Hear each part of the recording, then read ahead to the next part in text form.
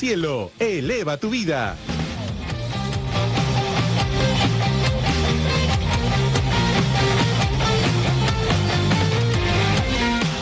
Hola, ¿qué tal? Muy buena tarde-noche. Soy Jaime Chincha y en el Perú de hoy y en tiempos de coronavirus nada está dicho. Estamos en vivo y en directo, son las 6 de la tarde con 31 minutos. Tenemos un programa especial el día de hoy. El presidente Martín Vizcarra ha anunciado en la jornada que desde esta noche a las 8 se impone una inmovilización social obligatoria, un toque de queda en la práctica. El presidente además ha dicho que lo llamemos como queramos. Ciertamente el término toque de queda nos lleva en la memoria a momentos críticos de la vida nacional. Personalmente he recordado 1986, cuando habían tanquetas en las calles, pero este es otro escenario. Y es un escenario ciertamente incierto, es un escenario en el que se ha tenido que llegar a este punto de cosas porque hay peruanos que lamentablemente no están acatando la norma y sobre todo la dimensión de esta situación. 145 peruanos hasta el momento han sido confirmados con el coronavirus. La inmovilización social obligatoria o toque de queda se impone desde las 8 de esta noche hasta las 5 de la mañana y así será en lo sucesivo. Desde las 5 de la mañana que viene en adelante, los vehículos particulares están terminantemente prohibidos. Hoy nos acompaña abriendo esta edición especial el defensor del pueblo, el doctor Walter Gutiérrez. También viene más adelante el ministro del Interior, Carlos Morán, y la ministra de Salud, Elizabeth Inostroza. Comenzamos con el doctor Walter Gutiérrez, el defensor del pueblo. Doctor Gutiérrez, buenas noches. Jaime, buenas noches. A su juicio, las medidas que se están tomando van acorde con la realidad que vive el Perú en torno al coronavirus. Son medidas duras, pero son medidas necesarias en el contexto en el que estamos viviendo y en la falta de involucramiento de un sector mínimo pero importante de la sociedad. Pero son también momentos en los que el Estado tiene que mostrarse eficiente. Las medidas, como digo, son duras y son medidas en un contexto inédito y son medidas que tienen que irse ajustando porque es imposible que el gobierno más imaginativo pudiera incluso ver todas las situaciones que se pueden ir presentando por lo inédito y complejo que es la situación. Y por eso es que necesitamos un Estado rápido y eficiente, porque si bien es verdad, en estado de emergencia los derechos se limitan, se restringen, no desaparecen. ¿A qué se refiere? Bueno, me refiero a que, por ejemplo, el derecho al libre tránsito está restringido. Por ejemplo, hay personas que están en una determinada región y no pueden regresar a sus casas. Esto lo hemos detectado porque la Defensoría, aprovecho a hacer un paréntesis para hablar unos segundos de la Defensoría.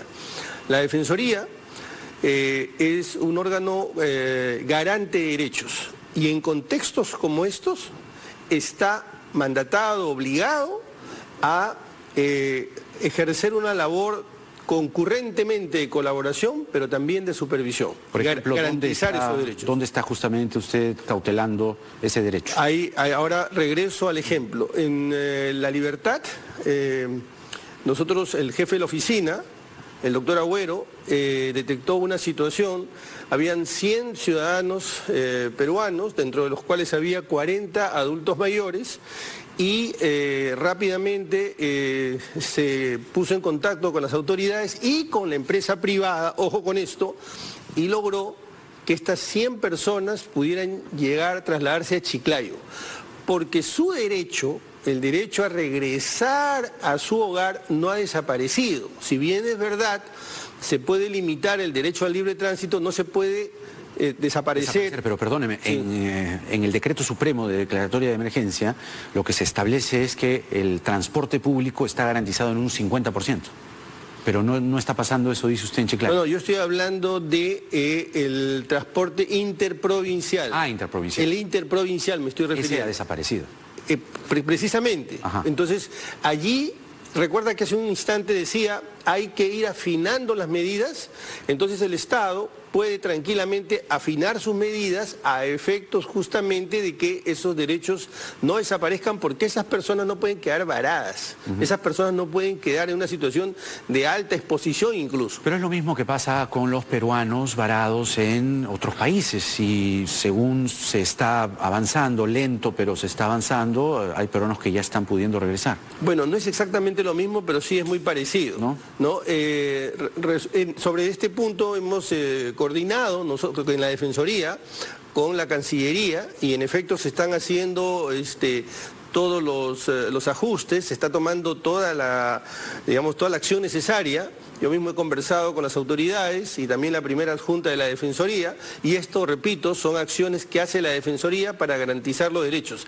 Yo mismo conversé con el presidente este tema, y el presidente está muy preocupado y ocupado en el tema. Lo que pasa es que no es fácil, estamos hablando de más de 10.000 peruanos que están fuera.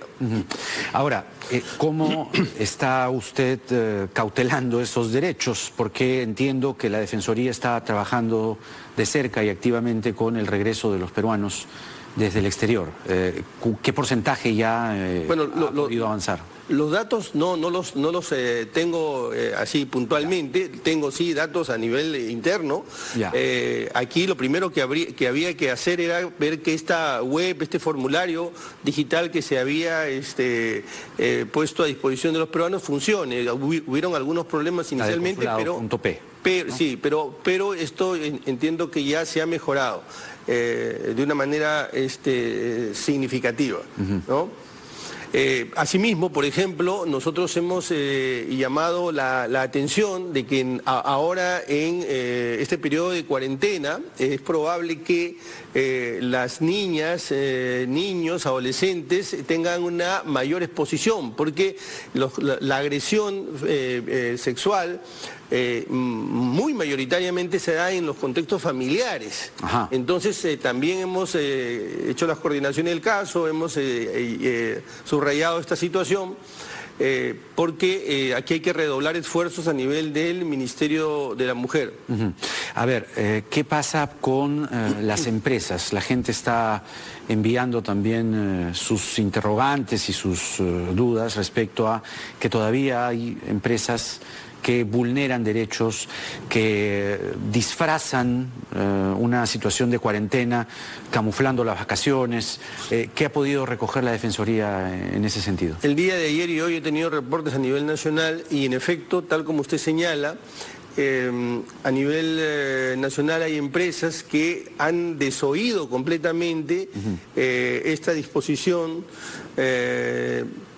y están trabajando, no obstante que no pertenecen a los sectores ni directa ni indirectamente que están permitidos de seguir laborando. Allí nosotros hemos detectado estas compañías, empresas, y se han hecho coordinaciones a nivel de los jefes de oficina con el Ministerio de Trabajo, porque esta es una exposición al peligro, y además violación de las normas que se dan en este contexto de emergencia, y bueno, ya se ha venido a nivel, digamos, de la provincia, como digo, se ha venido reduciendo esto paulatina pero significativamente. Entiendo que ya ahora es menos, ¿eh? Ahora, hay otro asunto que la gente también está preguntando, y tiene que ver con las empleadas del hogar y los porteros o conserjes. Según el decreto supremo, trabajos relacionados a la asistencia o al servicio doméstico en casa con personas adultas mayores, niñas, niños, discapacitados, etcétera, sí está aplicado. Está permitido. Y tienen además que seguir laborando. ¿Qué ha podido recoger la Defensoría del Pueblo en los casos en los que no? Bueno, comprenderá usted que el esfuerzo el despliegue es importante, pero el esfuerzo es enorme. Tal como usted lo ha señalado, así es como tiene que cumplirse. No está permitido que las empleadas del hogar que no se refieren a adultos mayores, personas discapacitadas o niñas, niños y adolescentes que cuidan a estas personas, estén laborando.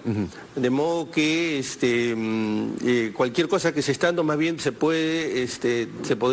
debería denunciarse. Pero un tema, si me permite, es a propósito de este tipo de transgresiones. Hoy día he estado con el presidente del Congreso. Hemos conversado temprano y una de las cosas que le he planteado, aparte de felicitarlo y saludarlo por su designación como presidente, es que vamos a presentar una iniciativa legislativa, algo que a usted y a muchos peruanos le preocupaba. Una iniciativa legislativa para que se sancione administrativamente el acaparamiento y la especulación. En el Perú existe en realidad una norma punitiva, penal, que sanciona la especulación, pero es una norma que no se puede aplicar porque habla de una autoridad que va a fijar precios. Ni pero la autoridad existe... En el Perú no ni se regula los precios, pues. A ver, pero estamos hablando... en el Perú también está permitido la circulación y sin embargo se puede restringir la circulación. Los derechos no son absolutos. De acuerdo. Los derechos se pueden y en contextos excepcionales se pueden regular. Sí, no, pero yo estoy de acuerdo en el tema de la especulación. Es decir, la especulación es un delito. Sí, pero permítanme redondear la idea. Está prohibida actualmente. Hay un artículo, el 200 y pico del Código Penal, pero en la práctica es inaplicable por esto que le digo, ni hay una autoridad para ese contexto particular, porque es en situaciones excepcionales. De acuerdo. ¿No es cierto? Ahora bien, pero como no debemos ir por el lado punitivo, por el lado penal, mejor dicho, nosotros creemos que debería ser mecanismos administrativos sancionadores, es decir, multas. Por ejemplo, en la Florida, el año 2004, en situaciones de desastre, de emergencia, está prohibido la especulación de precios y las multas y las sanciones son muy fuertes. Aquí en el Perú... no me diga que no hay precios regulados, la luz es un precio regulado. Entonces, sí existen... No, me refiero al mercado, pues. Es que eso es mercado, lo que pasa es que es un mercado concentrado. Me refiero a productos de primera necesidad de canasta básica. Correcto, pero en situaciones, digamos, de emergencia, los precios se pueden regular siempre y cuando, como digo, sean situaciones excepcionales. Por eso, entonces, sería conveniente, en el contexto en el que estamos, además tratándose de una emergencia, que lo plantee de forma contundente y gruesa. Lo que usted está diciendo es que los precios, en ciertos casos, se deben regular. A ver, lo voy a decir de esta manera. En principio, nosotros tenemos una economía social de mercado. ¿Eso qué significa? Significa que ni somos un Estado contralor, regulador, que conduce a los actores económicos, ni dejamos a la absoluta libertad del mercado. El Estado tiene una obligación de regular en determinados contextos de monopolio o de concentración o extraordinarios como los que estamos viviendo. Un ejemplo, ¿no? Me llegan múltiples mensajes. El limón lo están encareciendo. Ayer nos escribían de un mercado en San Juan del Lurigancho. Un oyente nos decía que había visto, porque él podía salir, era médico, y que había visto el stock de los vendedores de productos de primera necesidad bien metidos en el almacén y el comerciante hablando con otro diciendo, ya, sí, señor, quiero papa, en 1 hora, ya, ¿a cuánto lo subimos? Eso es un delito. Por supuesto, ahí hay una especulación claramente, pero ese delito, lamentablemente, como digo, no se puede aplicar. Por eso lo mejor es que haya un procedimiento muy rápido, un procedimiento célere en manos de Indecopi para que se pueda sancionar con multas esta especulación de precios. Nosotros, como digo, vamos a presentar esta iniciativa. Hemos conversado con el presidente del Congreso, él está muy comprometido y tiene muy claras estas cosas. Claro, pero ahí tenemos otro problema. El Congreso, ya el Ejecutivo no puede legislar a través de decretos de urgencia y el Congreso es un organismo que debuta en un contexto de emergencia y luego de un interregno y encima con una institucionalidad que es eficiente pero para el siglo pasado. Entonces hay que modernizarlo, el presidente lo tiene muy claro, el presidente del Congreso, y hoy día, como digo, hemos conversado largamente y me ha comentado que van a hacer probablemente una...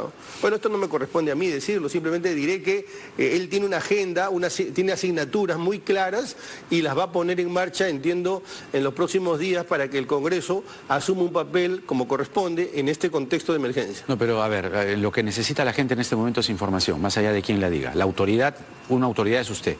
La autoridad del presidente del Congreso lo dirá en su momento, pero para que se entienda claro y no queden dudas, lo que le ha planteado usted o ha conversado usted con el presidente del Congreso, el señor Merino, es que se apruebe una norma, un marco normativo excepcional, tratándose de la situación de emergencia, para que se regulen ciertos precios. Bueno, esto sí le puedo decir, yo me refería a la parte institucional del Congreso. No, dígame la norma que le ha planteado usted. Se lo digo con absoluta claridad. La Defensoría del Pueblo va a presentar una iniciativa legislativa porque la Defensoría tiene iniciativa legislativa. Ya. Y lo vamos a enviar al Congreso justamente para que se multe, se sancione administrativamente a todas estas personas absolutamente inescrupulosas que en un contexto como el actual se aprovechan y quieren lucrar. Entonces, eso es un anuncio importante. El Defensor del Pueblo nos está diciendo que hay un marco normativo que va a presentar la Defensoría, que tiene iniciativa legislativa para regular algunos precios en el mercado. ¿Qué pasa con algunas actividades que todavía continúan? Hay gente que está, digamos, fastidiada porque... por ejemplo, la minería sigue funcionando, los campamentos mineros siguen funcionando. Para usted, ¿hasta qué punto esto debe continuar? Yo entiendo la parte productiva, económica, etcétera, pero estamos en emergencia. Sí, es un tema complicado en realidad, porque el momento que estamos viviendo es duro, pero el momento que vamos a vivir después de esta emergencia puede ser particularmente duro, porque no podemos permitir que el país entre en una situación de recesión y que haya grandes despidos, quiebras, y esa situación finalmente puede transitar un círculo y afectar a muchos peruanos. En principio, deberíamos deberían estar solo funcionando las empresas que están autorizadas para funcionar. Y entiendo que todas estas empresas grandes, mineras, están cumpliendo, y si no lo están haciendo, están transgrediendo la norma, pero también, repito, hay que buscar algunos mecanismos para poder apoyar a estas instituciones, porque lo contrario podría darse una situación económica muy complicada. Entonces, deberían parar bueno, claro que tienen que parar, o sea, es imposible. Todas las empresas mineras. No podemos nosotros decir que hay regímenes especiales cuando la norma no ha creado esos estatus especiales. Claro, claro. A ver. Pero lo que he dicho, de repente no he sido claro, es que lo mismo que está sucediendo en otros países, hay que buscar mecanismos imaginativos para que la economía tampoco pare. No me refiero en este contexto, sino después. Después va el costo económico, va a ser muy grande, y entonces pudiéramos entrar a una situación que nadie quiere. Y por eso es que el Estado también en eso tiene que ir preparando algunas medidas de impulso económico. Según yo he podido conocer en la jornada, digamos, desde la casa uno sigue trabajando, la brecha que tienen las MIPES, las micro, pequeñas y medianas empresas, la caja es su mes. Entonces, allí viene también un sentido de responsabilidad, y aprovechando su presencia, creo que es importante hacer énfasis en ello. El presidente ha endurecido las reglas, las normas, el toque de queda, ¿no? Porque precisamente hay gente que no está haciendo su parte. Hay gente que no acata, hay gente que sale a correr. Yo mismo he visto en el parque de mi casa gente corriendo, y les he tenido que llamar la atención desde la casa y decirles, oiga, váyanse a su casa. Y el problema es que no le hacen caso al serenazgo. Entonces, el serenazgo es el que patrulla, también la policía, pero pasa una persona a correr y está prácticamente ventilando todos sus hedores, poniendo en riesgo a mucha gente, y eso pasa en distintos barrios, ¿eh? Es transversal. Igual, oyentes de la radio nos decían lo mismo. Oiga, hay una gente tomando en la esquina, en mi casa. En el edificio de abajo, en el primer piso, están haciendo fiesta. Me ponía el teléfono, se escuchaba el tono, se escuchaban los vasos. Eso se iba ayer. Entonces, claro, ha tenido que endurecerse la cosa. Por ejemplo, en el caso de autoridades como el Serenazgo, más allá del llamado a la conciencia cívica, ¿no? Por ejemplo, pero el Serenazgo podría tener algún tipo de mayor poder. Bueno, en ese momento difícil regular eso. El Serenazgo puede colaborar. El Serenazgo es, de hecho, este es un momento en el que los gobiernos locales, que son, hoy día lo ha dicho el presidente, ¿recuerda usted? En su intervención ha dicho, necesita el gobierno, necesita el Estado el apoyo de los más de 1.800 municipios que hay en Lima, porque es imposible llegar hasta el último rincón del país. Es el momento en el que los alcaldes juegan su papel y evidentemente el Serenazgo depende de los alcaldes y puede contribuir a que se reduzca significativamente estos incumplimientos. Sí, y por favor, la gente, de verdad que estamos en una situación complicada. Entonces el llamado desde aquí es, quédense en la casa, quédense en la casa. Estos 15 días deben cumplirse, porque la lectura inversa que uno hace de la declaración presidencial es, si no se cumplen estos 15 días, lo más probable es que se deba extender, con lo cual esto se prolonga y claro, la parálisis que usted advierte o, digamos, cautela, en todo caso, que no ocurra, quiero decir, va a pasar inevitablemente. Entonces, ahí nos la estamos jugando todos, ¿no? Entonces, ¿cuál es el llamado a la conciencia cívica? Le quisiera pedir eso. Yo lo que quisiera partir es de lo siguiente. Esta ya es una situación dura. La que viene, incluso haciendo bien las cosas, no va a dejar de ser dura. Así es. No va a dejar de ser dura para poder volver a poner en marcha al país, a la economía, a toda la actividad. Y si incumplimos, va a ser durísima. Entonces, todas estas personas que no acatan, realmente denostan, ofenden a todos los que están trabajando, como los policías, la Fuerza Armada y particularmente todo el sector salud. Los médicos, las enfermeras, los técnicos. El día de ayer se ha hecho un reconocimiento, un agradecimiento, un homenaje. Pero yo diría que el mejor homenaje que le podemos hacer es cumplir, porque ellos literalmente se juegan la vida, literalmente se juegan la vida. Entonces, no cumplir la regla es ofender ese esfuerzo que los miles y miles y miles de profesionales del sector médico están haciendo por todos nosotros. Lo mínimo que podemos hacer es cumplir. Por eso ese es mi llamado.